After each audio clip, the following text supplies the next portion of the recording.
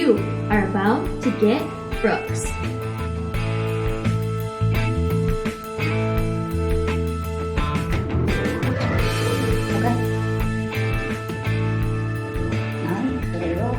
This is episode 0 of the Brooks podcast. I'm Shannon Brooks. I'm Mark Brooks. And we're super excited to have you today. Just kind of wanted to do a little bit of an intro about, how Brooks podcast came about. And just, a little bit about us. We're not super exciting, I guess, but We have friends who love us. Yeah, we do. We surround ourselves with the right people. So we just thought it would be fun to kind of start a podcast. As a married couple, we get the question a lot of what is it like to be married and work together. And we also get questions a lot about, kind of our lifestyle. And we thought it would be fun to not only kind of dive into a little bit about being a married couple that works together and kind of our affordable luxury lifestyle. And then on the way through the journey, highlight some of our really great friends and people that have small businesses like our own and tap into them and introduce them out to the community as well, because we have the opportunity to surround ourselves with some pretty amazing people. We're very fortunate. Yeah, it's true. And it's not even just about their businesses. They may not have a business or whatever, True. But there's some pretty cool people out there, and we'd like to expose them. Yeah, that's a great way to put it. About to get Brooks. They're going to get Brooks. Yeah, so, kind of going into the meaning of Brooks. We have an origin of that, and we'll share that maybe some other time with you, but really kind of how Brooks came about was more, you're about to get Brooks, meaning we're going to, like Mark said, interview people and expose them and introduce them to the world, because we don't want them to be hidden or shy, because they're pretty amazing. Right. Yeah, let's get those shy people out there. Yeah, just like you, baby. That's right. I have no idea what I'm doing. Hey, I don't either, but I'm really good at winging it, clearly. Yeah, poor Mark. His Scared to death. You are not. His pushy, overbearing wife talked him into doing a podcast. I'm clearly the extrovert. Mm-hmm. Mark's the introvert, and I said, let's start a marriage podcast. Poor guy didn't sleep that first night. Or any night since. Yeah, so we have some really great interviews coming up. The first 3 rounds are with really good friends of ours. Unfortunately, due to the pandemic and everything that's going on in the world right now, we did have to do those interviews via Zoom. Should have bought freaking stock in Zoom. Good God. And instead of doing it here in the podcast studio like we're doing today, but hopefully very soon we can get some people back into the studio. Yeah, well, we're going to be working out the kinks too. This is all new to us. Hopefully it all works out. It will. I think it will. It'll be fine. Yeah. Even if, we're like one-hit wonders, that's still cool. Everybody remembers Ice Ice Baby. Right. Yeah. It's more of a technology hurdle. Yeah. We're old AF. Yeah. Turning 40 is a bitch. Right. Yeah. I don't know. We can kind of go into. So Mark and I are real estate advisors with Engel & Volkers here in the Twin Cities metro area. And we've been doing it for a while now. And in 2015, we decided to take our businesses and become a joint venture and become a dynamic husband and wife team, as we'll call it. Yep. I think that's what it is. And it's just kind of worked out really well for us. It's not without its frustrations and stress, because it is a little difficult to work with your spouse and then go home and try to turn it off. It is something that we struggle with at times, but it is nice because I think, like you said, if there's a common goal, tends to. Yeah, if we're both trying to work towards the same goal, and we have the same interests outside of work, we want to do the same things, mostly travel, you know? Yeah. But it just makes it easier. It's because we do everything together, right? We do. Yeah. I mean, for the most part. For the most part, yeah. Yeah. Yeah. We don't have A whole lot of separate interests, I guess. Right. Maybe a few, but maybe a few. But yeah, it is kind of one of the things for us that's helped as far as like the longevity of the marriage. You know, we've been married 10 years. Mm-hmm. Definitely hit a few bumps. Sure. Yeah. Right. I mean, I'm perfect, but you know, sometimes. Right. Yep. It's your perfection that keeps us going. I'm so glad that you're finally able to see that. Mm-hmm. Yep, I'm saying it out loud. Yeah, it's being recorded. It's being recorded. It is proof. It is proof. Nobody can say that I'm not a liar. Yeah. So when they're interviewed on Dateline, because I'm in the bottom of the swamp. Right. You're lying, Mark. Nope. I've never lied in my life. Well, we have this recording to prove otherwise. Yeah, I would agree with that. It may seem strange to some people and it doesn't work for others, but you know, we do share a lot of the same interests. Mm-hmm. And I feel like that's evolved, though. That wasn't always the case, you know. Like I didn't play softball. Right, I mean, right. I was adorable in the jersey and would come watch, but yeah, like twice. Yeah, it was like 5 times. Yeah. Because then I became friends with the wives, and then we would go have happy hours somewhere else instead. Right. Like, why are we watching these guys drink beer and play softball when we can be at Maynard's on a patio? Mm-hmm. Like, that's what you do. Yeah. It's called support. Yeah. We missed you. Yeah. And I think one of the questions that comes up a lot, and we did, before the pandemic hit, we did record a really great, you know, episode 1 or 0, whatever you want to call it, podcast about how much we travel. Because we travel a lot. Not anymore. Not anymore. But damn, we had 3 trips planned, right?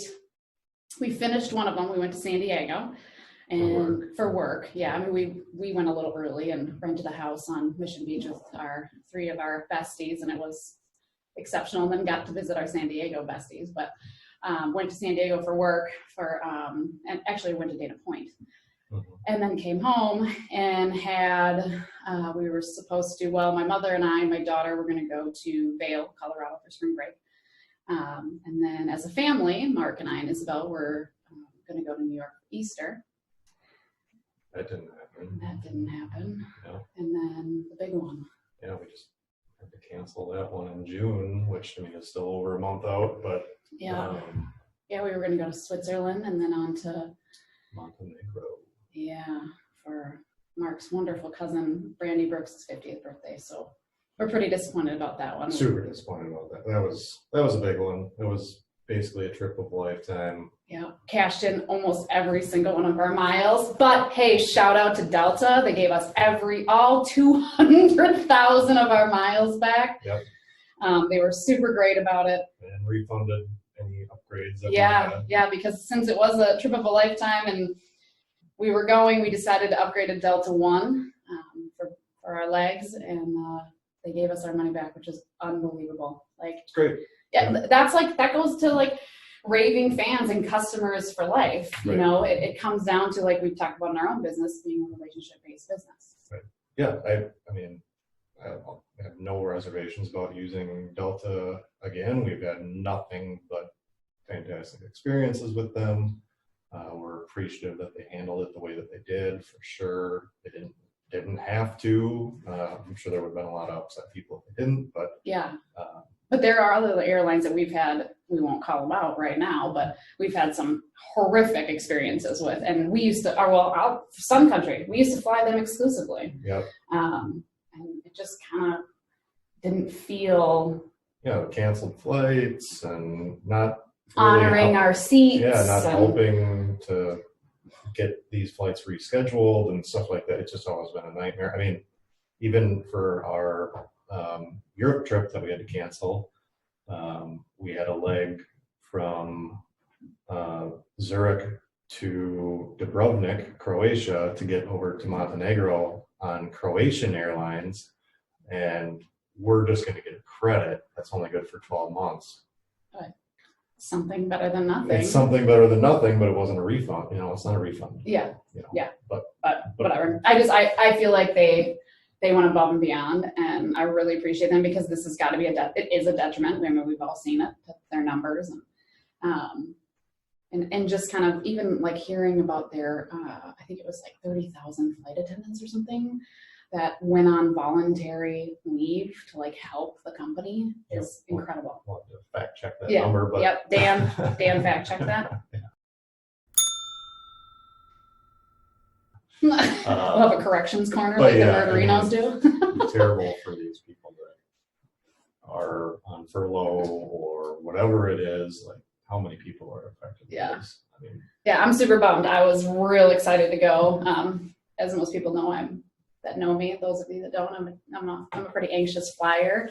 And we've been to Europe. I mean, I've been to Europe several times. We went to Amsterdam last year, but I've never flown Delta One. I've done business class, we've done comfort, things like that, but we were really excited to be ballers and get our Tumi bags. And sleep, which seems like a waste. You're gonna have these comfortable seats and sleep through the whole thing. But we were dead in Amsterdam. Yeah, the first day. Yeah. My God.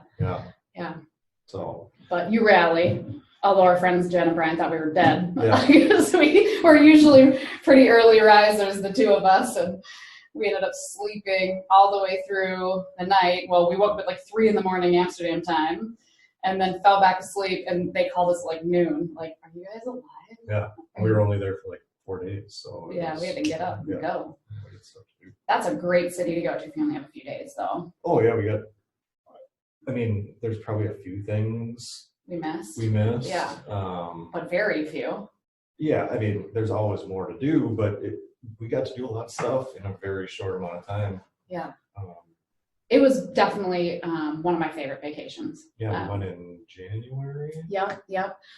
So it was a little colder. So if you're from the Midwest, I guess, you're not going to warm weather, but we don't really. Well, it was 32 low. Yeah. And like 45 for a high. high. So it wasn't terrible. No, it was better than what we had at home. Yeah, it was like 15 below or something. Yeah, we almost didn't get home because it was so cold. That's right. We were the last flight out of Amsterdam. I would recommend, if you can, even if you had to take kind of weird flights, try to go direct, because that made a huge difference, not having that layover. We went direct from MSP to Amsterdam, and we flew at night. So we left Minneapolis at 7 p.m., got to Amsterdam, and it was obviously the following day. And you do kind of have to rally because it feels like, I can't remember, like 3 a.m. or something, and it's like 7 or something. I can't remember the time changes. I'll have to look into that. But by the time 7 p.m. in Amsterdam, we were like, the first day. We had stayed up for like 36 hours or something like that. Like eyes bleeding, like exhausted, and went to bed, and then that was a super fun trip. It's so beautiful. If you're not somebody that knows a second language or doesn't have the time or the interest in learning a second language, everyone speaks English. Mm-hmm. Everything is in English. They're very friendly, which isn't always the case when it comes to Americans traveling.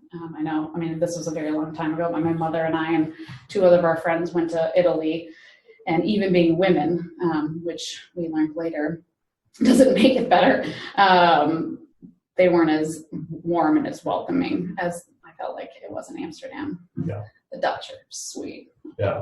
Ron's Dutch, so of course. Yeah, that was a good one. That was a super good one. Yeah. So I don't know. What else, babe? I don't know. I guess we just got to get into this thing, right? Yeah. I'm excited. Yeah. We're going to do a couple more episodes. We'll do another one on our travels and our tricks. A lot of people ask us how do we afford to travel so much? I think one year we went on like 15 vacations. Really? Yeah. Or no, I think it was like, how many? Sorry. There's no way it was 15. Wasn't it like 9? That's like over 1 a month. We were damn near going 1 a month. That's aggressive. Okay. Fact check. Dan, fact check that shit. Yeah.